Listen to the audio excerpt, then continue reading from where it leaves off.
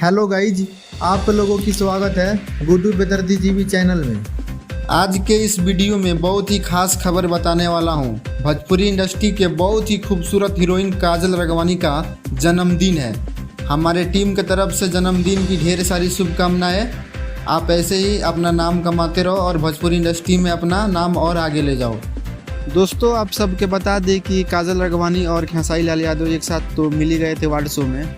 तो आज काजल राघवानी का जन्मदिन है, तो खेसारी लाल यादव जन्मदिन पर बधाई देते हैं या नहीं देते हैं ये तो आज पता लग ही जाएगा।